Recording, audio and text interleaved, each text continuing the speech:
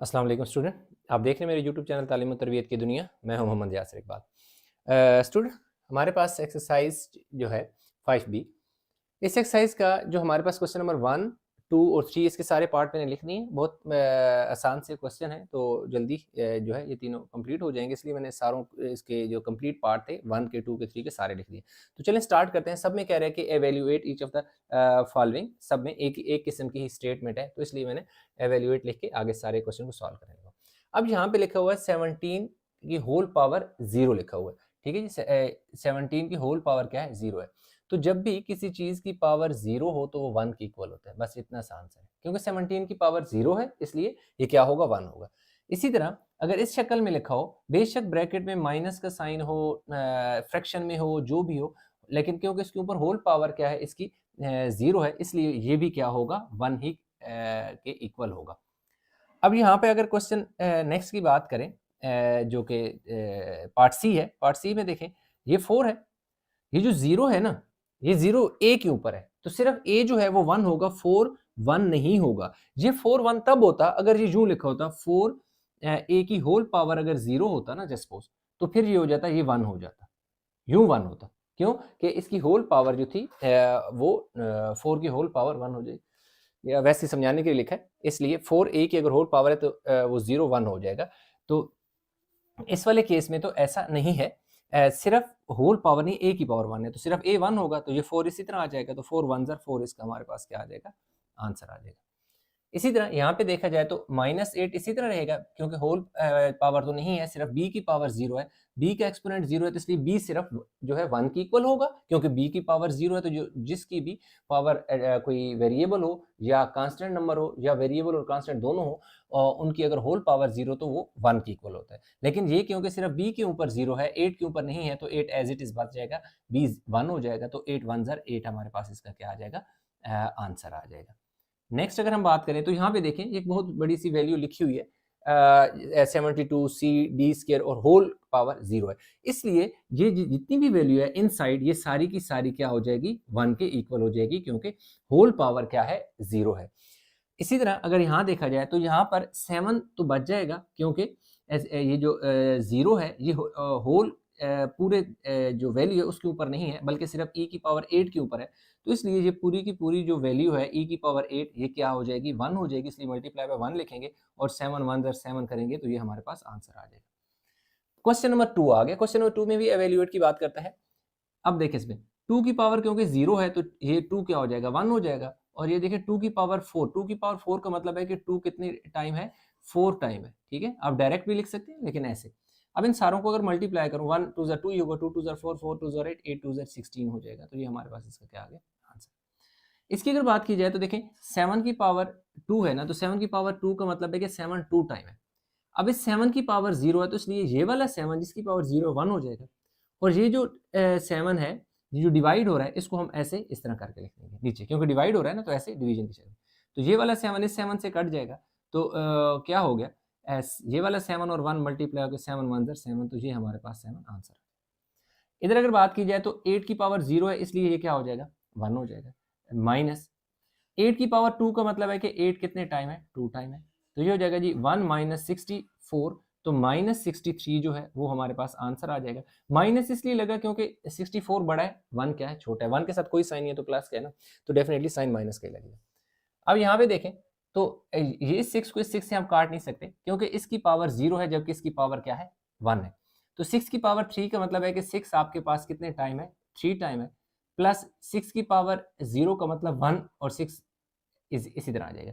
6 6 are 36, 36 6 are 216 plus 1 minus 6, तो ये हो जाएगा 217 माइनस 5, तो इसका जो हमारे पास आंसर आ जाएगा वो आ जाएगा जी 200 एंड अच्छा सॉरी ये 6 था ना, 6 हो गया ना, तो 211 इसका क्या आ जाएगा? आंसर आ जाएगा। ये देखिए 7 की power, question number 3 again evaluate की बात करता है। क्वेश्चन नंबर 3 7 की पावर -3, तो सबसे पहले आपने क्या करना है इसके एक्सपोनेंट को पॉजिटिव बनाना है, तो 7 की पावर नीचे जाएगा तो +3 हो जाएगा माइनस से। जब भी कोई एक्सपोनेंट नेगेटिव हो तो वो फ्रैक्शन में आए या नीचे वाले डिनोमिनेटर से ऊपर नोमिनेटर की तरफ शिफ्ट होता है तो उसका क्या होता है, यानी उसका रेसिप्रोकल या इस तरह कह लें तो उसका साइन क्या हो जाता है, चेंज हो जाता है। तो माइनस ये प्लस हो गया। अब 1/7 की पावर 3 का मतलब है कि 7 आपके पास कितनी है, 3 टाइम है। तो 1/7 7 जार 49, 49 7 जार 343 आ जाएगा, 343, यानी 7 को 3 टाइम मल्टीप्लाई करने से देखो 7 7 जार 49 है ना, 49 को 7 से मल्टीप्लाई करो, 7 7 जार 49 9 लगेगा और 4 कैरी चला जाएगा, 7 4 जार 28 और ओ सॉरी 7 9 जार 63 होता है, सॉरी 7 9 जार 63 होता है, तो 6 कैरी जाएंगे, 6 कैरी जाएंगे, 7 4 जार 28 और 34, तो यूं यानी कि हमारे पास हो। इसी की अगर बात की जाए तो -5 की पावर -1 है ना, तो इसको अब जब हम यूं लिखेंगे 1 जो 5 की पावर क्या हो जाएगा, +1 हो जाएगा। ठीक है, माइनस खत्म हो गया, सही है, माइनस क्योंकि ऊपर नेगेटिव था ना, तो जब यूं फ्रैक्शन में आया तो ये वाला साइन, ये पावर एक्सपोनेंट वाला साइन क्या हो गया, प्लस हो गया। ये क्योंकि जो माइनस वाला साइन होता है ना, ये साइन इसके साथ शुरू का साइन है, ये चेंज नहीं होगा जब ऊपर से नीचे आए। तो इसके लिए बेहतर ये होता है कि ये वाला जो साइन होता है इसको आपने क्या लगाना है शुरू में, 1 और 5 की पावर 1 तो 5 ही होता है, तो ये हमारे पास इसका क्या आंसर। इसकी अगर बात की जाए तो 3/4 है ना, तो की पावर 2 है, तो इसका मतलब है कि 3 की पावर 2 है और 4 की पावर 2 है, तो 3 3 ज़र क्या हो जाएगा 9 और 4 4 ज़र क्या हो जाएगा 16। क्वेश्चन इसका ज़रा मैं एक सर आंसर देख लूँ, ये कौन सा पार्ट है जी हमारे पास। अच्छा ये है कि 3/4 पार्ट सी है, ये माइनस है। अच्छा इसका एक्सपोनेंट क्या है, माइनस है। इसका एक्सपोनेंट मैंने साइन नहीं लिखा, इसका जो एक्सपोनेंट है -2 है। तो सबसे पहले आपने ये काम करना है कि इन्हें उलट कर दें।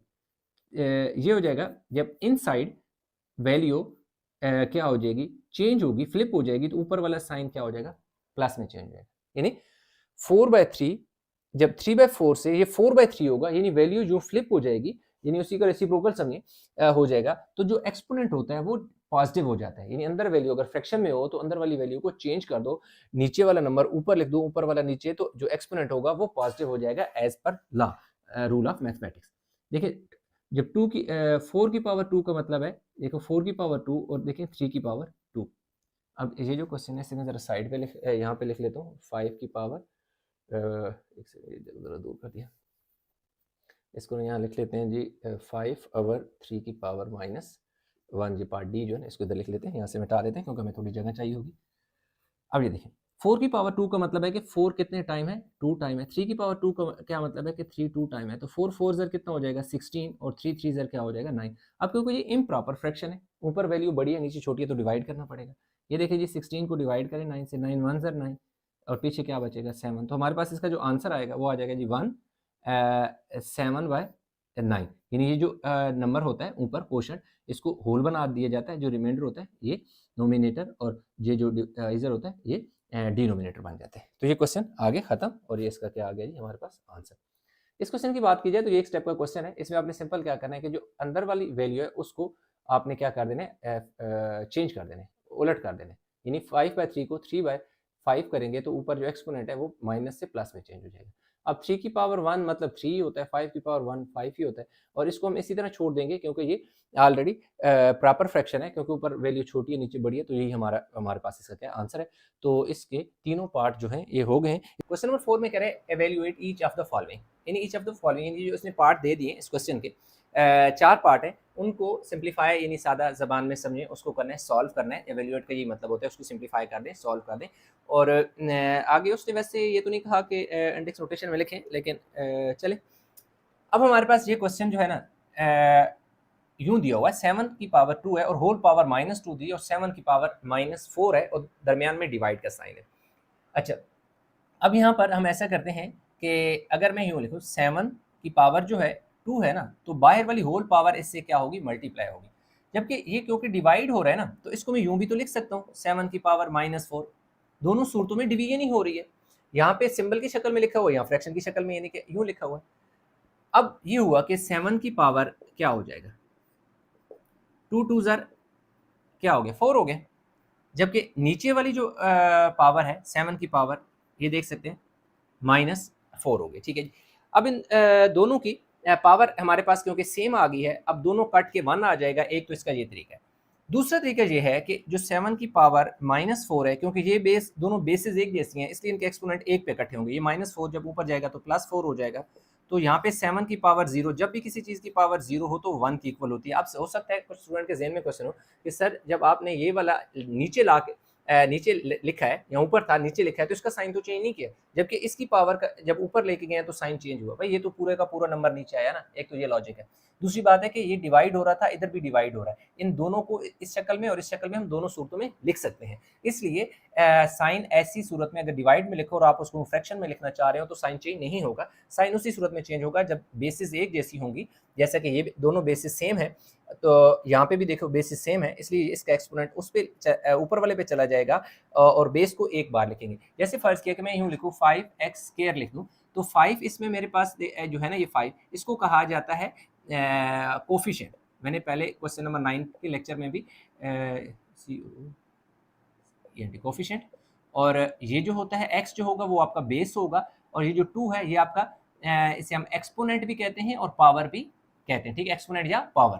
तो इसलिए ये क्योंकि वहाँ पर भी मैंने बताया था, यहाँ पे दोबारा रिपीट कर देता हूँ। तो जब भी किसी चीज़ की पावर 0 हो, किसी भी बेस की पावर, जैसे कि 7 इसकी पावर 0 है तो ये 1 के इक्वल होते हैं। तो ये आप हमेशा याद रखिएगा कि बेस की पावर 0 होने से क्या हो जाता है जी, वो 1 के इक्वल होता है। तो पार्ट बी में 5 की पावर 0 है, -5 की पावर -2 है। यस, जैसा कि मैंने यहाँ बताया कि जब भी किसी चीज़ की पावर बेस हो और बेस का एक्सपोनेंट क्या हो 0 हो, यानी उसकी पावर 0, तो 1 के इक्वल होता है। इसलिए यहाँ पर क्या हो जाएगा, ये 1 हो जाएगा। क्यों कि 5 की जो एक्सपोनेंट है वो 0, आगे माइनस का साइन है और 5 की पावर 2 है, तो इसलिए इसको मैं सबसे पहले यूँ लिख दूंगा डिवाइड।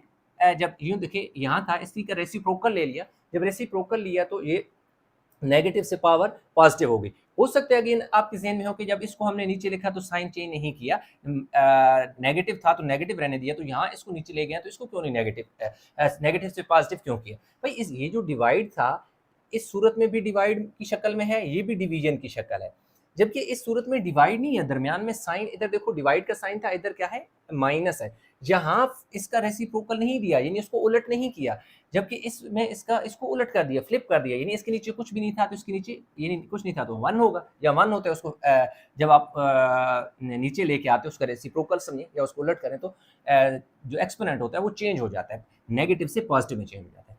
अब हमारे पास कुछ ऐसे आ जाएगा 1 - 1 ओवर जो 5 की पावर 2 है ये किसकी इक्वल होता है, 25 की इक्वल होता है, यानी 5 की पावर 2 का मतलब है 5 2 टाइम है, 5 मल्टीप्लाई बाय 5 25। अब हम क्या कर लेंगे, यहाँ पे 25 एलसीएम ले लेंगे। जब 25 एलसीएम लेंगे तो इस नंबर, इसके नीचे कोई डिनोमिनेटर नहीं है, अगर किसी के नीचे डिनोमिनेटर ना हो, मतलब नीचे वाला नंबर ना हो, तो एलसीएम को डायरेक्ट उससे मल्टीप्लाई करा दिया जाता है, इसलिए 25 1 ज़र क्या हो जाएगा 25। दूसरी बात, अगर किसी नंबर के नीचे डिनोमिनेटर जो है वही आपका एलसीएम हो, जैसा कि इस वाले केस में हमारा डिनोमिनेटर 25 है और वही हमारा एलसीएम है, तो इसलिए ऊपर वाला नोमिनेटर चेंज किए बगैर ऐसे ही लिख देते हैं, ऊपर ऐसे उत्तर आ जाता है। तो ये 24 आ गया और नीचे 25 आ गया, और यही हमारे पास क्या है, आंसर है। पार्ट सी की अगर बात की जाए कि 2 की पावर 15 है और होल जो इसका एक्सपोनेंट है वो क्या है, 0 है, और दरमियान में क्या है हमारे पास प्लस का साइन है, 3/5 और उसका जो ऊपर पावर एक्सपोनेंट है वो माइनस है।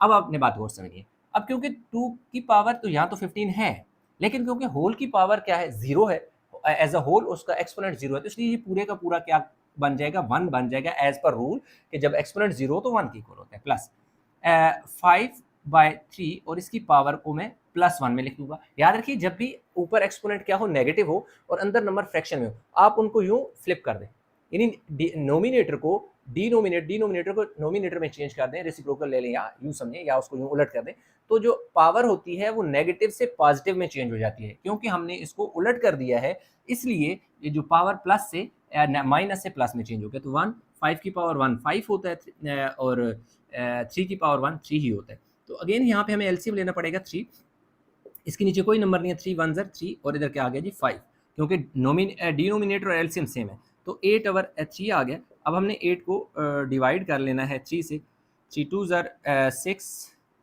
7 8 2 बचेगा, 2/3, ये हमारे पास पार्ट आ गया जी। सी का आंसर 2/3, ये हमारे पास, अच्छा ये रफ वर्क है, ठीक है, ये क्या है, ये रफ वर्क है, ये आंसर आ गया। नेक्स्ट मूव करते हैं जी पार्ट डी की तरफ। पार्ट डी में हमारे पास 3 ओवर 4 3/4 और होल पावर -2 है। आगे मल्टीप्लाई का साइन है, 3 की पावर 2 है।